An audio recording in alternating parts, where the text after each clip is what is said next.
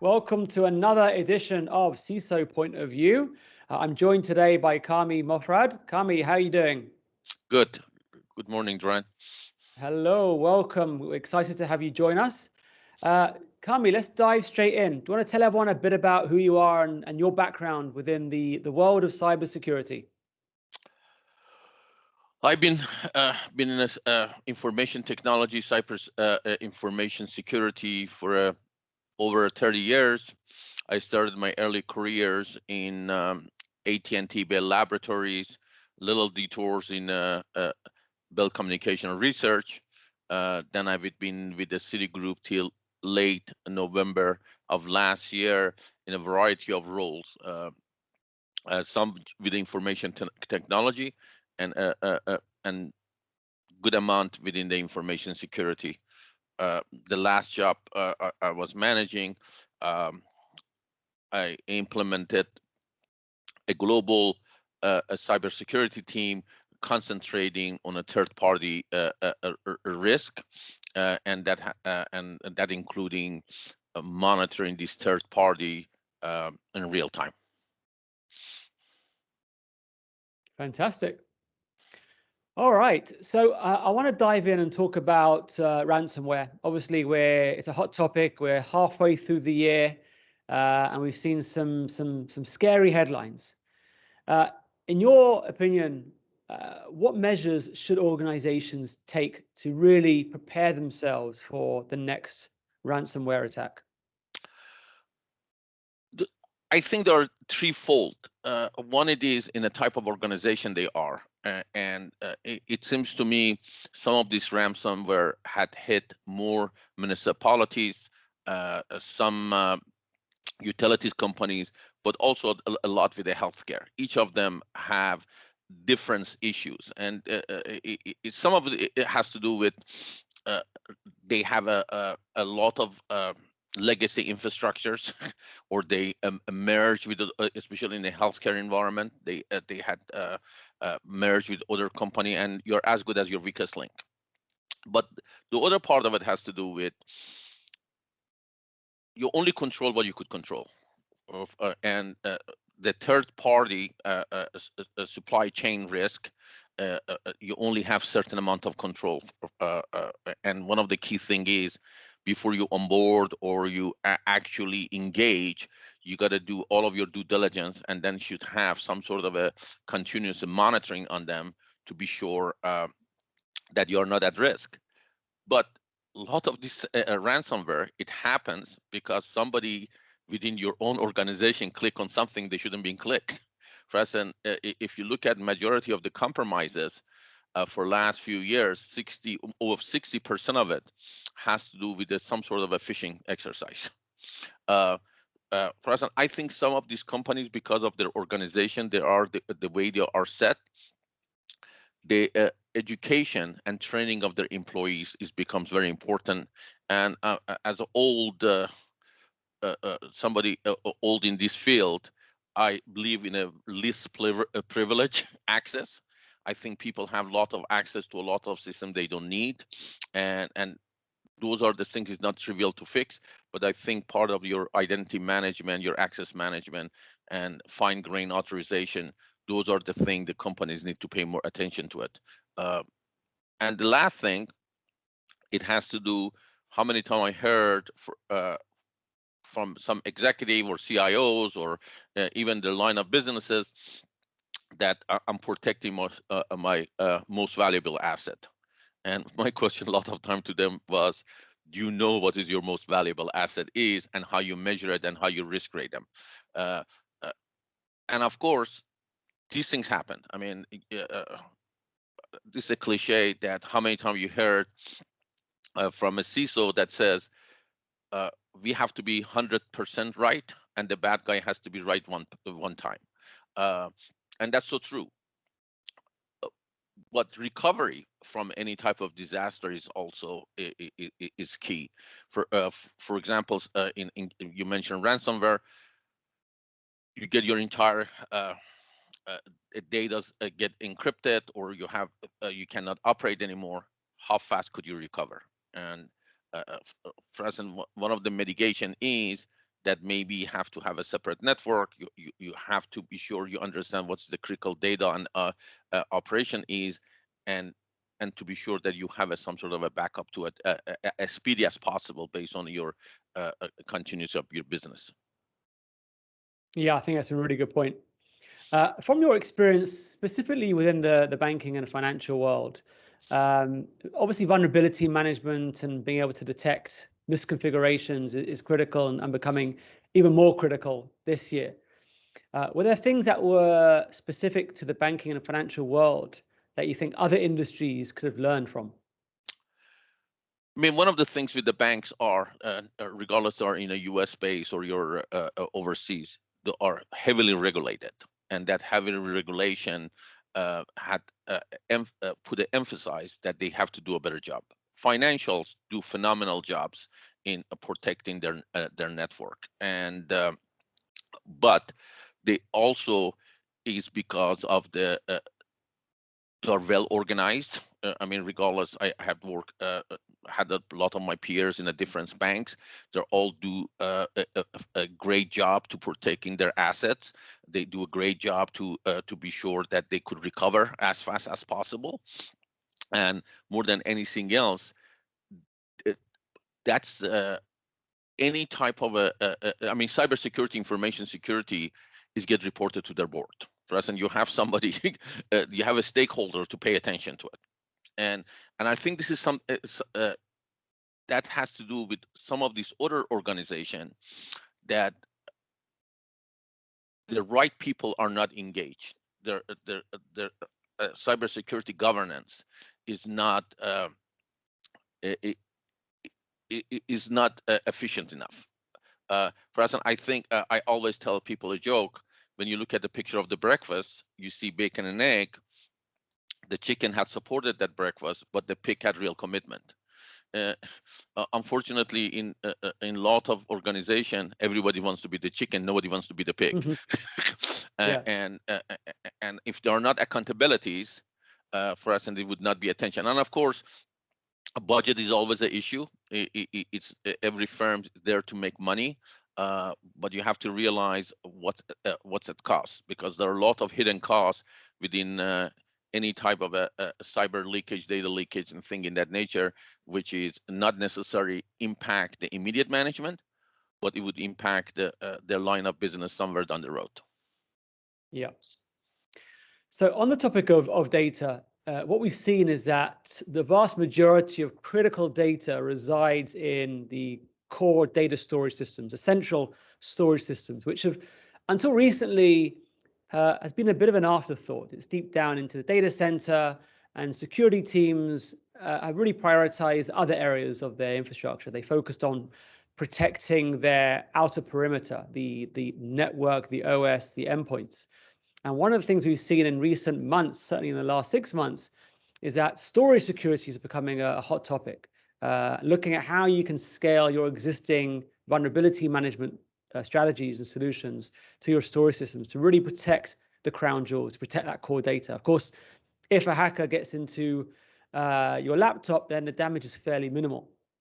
But if a hacker gets into your storage, your central storage systems, then it can prove to be a real problem for a bank as well. From your perspective, what does the role of securing storage really mean for banks and financial services companies today? Uh, if you recall, in late 80s, we went from a central data management to distribution data management. And we thought, hey, look, this is a great idea to do that. And uh, and that's because of many reasons. And not all data are equals. Plus, the network wasn't there. You could have a better access to locally, and furthermore, is cost effective. We realized during past few decades that actually was a bad idea, because now you have a copy of your data everywhere.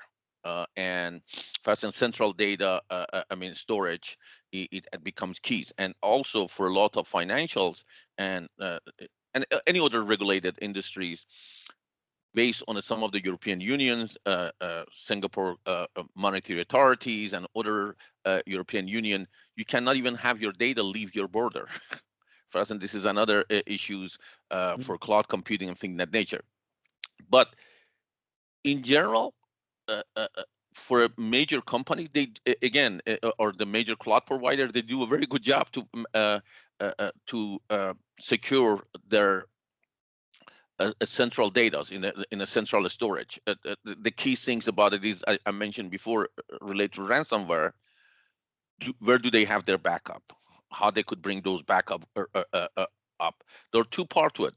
Is if you look at the CIA tried, a lot of people concentrate on on the confidentiality and integrity. People kind of forgotten the availability of it, and ransomware had showed to everybody the availability of the data is as important or more important, especially for a certain type of operation. Example of it is you go to Home Depot, you your average transaction maybe is $20, but if their POS get done, you're going to have a disaster in your hand. Versus some of those are cash management customers that they do 20-30 million dollars in a transaction, is really the confidentiality of the integrity of it. For us, and when you look at the large enterprise, they learn that network segmentation doesn't work. For us, and you're going to have a common infrastructures, and then you end up to trying to protect the $20 transaction in the same way as you're doing it for $20 million. But it's a balance that you need to manage against. I'm more concerned about the end user data, that what kind of a data sits in the people laptops or things like that, and especially with people now have cameras, garage door openers, actually having your refrigerator has an IP addresses, that somebody could have access to your personal network or the network that you connect to your corporate environment, which could cause all sorts of issues. Yeah. I'd like to move on to talk about the role of automation. Automation is not a new trend necessarily, but it's become even more critical in terms of freeing up time. Of course, security teams are absolutely jam-packed, full of work, and trying to figure out where they should, where they should focus their attention on. And specifically, being able to automate the scanning, the detection, and being able to prioritize vulnerabilities, misconfigurations, that's important as well. From your perspective at Citi and your previous companies, was automation of help to you, or was it a hindrance? It's both, and the reason I'm saying both, uh, everybody's getting in this space getting better of automation, especially around the scanning and misconfiguration, things like that. The problem with it is the amount of false positive, because when those false positive happen, now you're gonna go and trying to investigate. You actually lose credibilities, um, and that's not a good thing for us. And it's I think you need to have an automation with set of analytics behind it, that when you go and trying to escalate something or become telling, hey, this is an instance and something need to be fixed, that their thought put behind it to validate it. And again, those things are not trivial, but I think there's a lot of great mind in this space that they trying to find that right balance. Great. With the surge in attacks, especially during COVID-19, what do you think are the newer or additional responsibilities that fall on the shoulders of CISOs and other senior security individuals? Look, this is a scenarios that used to have people working in your environment, and working from home or remote access is nothing new. Actually, when I was in the city, one of the key things I did was created what we call it office in a box, which eventually becomes a city virtual workplace, and it's really a very solid network. But what happens is now, not only you don't have a control of your employees within the your walls, but also uh, you have a scenarios that that in the old days we give people a laptops or their workstation, right? And they would go VPN or they do some sort of a Citrix or a screen sharing type of a thing, thin client. Uh, but you did it for a certain amount of people, and these are the people regularly do it. When you had an explosion of so many people going working from home, there were a combination of problems. First, you have the availability, you have the bandwidth to do it. First, I know a lot of companies struggle to do that. I was actually, believe it or not, I was very surprised the internet hold. But put that aside, then is a behavioral things. Sure. Is to what extent the people who's coming to your networks is have a secure their PCs is secure, because you could lock down things through the VPN, but is somebody doing a keyboard logging? For Yeah. instance, you could actually may steal some credential. I mean, good thing about it is a lot of companies use a dynamic token for that, and it's that's kind of a less. Mm. But you could find out other credential that the person when they got to the system to do so. Our, I think COVID showed that work from home works, but I think some there are certain things you need to be changed. My recommendation is to give people a thin client. That means and be sure that you shot any copy and paste from your PC to your thin client. Simple things, and I think would reduce the headache for the CISOs and the information security team. Great. And my last question, a lot of the conversations I've been having recently talk about the disconnect between the security teams and the infrastructure and operations teams. And in some cases, everyone gets on beautifully and there's a happy marriage between the two. In other cases, it's not always the case. The CISO and the CIO and the teams underneath. Any practical recommendations or tips on how to bridge the gap between the two different divisions to work seamlessly together? There are few steps you could take. Number one is most good companies, including financial, they have things or for a lack of better name called secure build. First, anything they would give as a router you put in, the firewall you put in, is they have to go to series of checklists, testings, and things like that to put it in. But I that become a common practice, and it automatically uh, joined the two different groups. And I think that's a great practice, because you don't want to put any things on your networks or any PCs that may have vulnerabilities or expose them to threats. Now, do a lot of companies do that? No, but I think that's one of the best practices. Change management.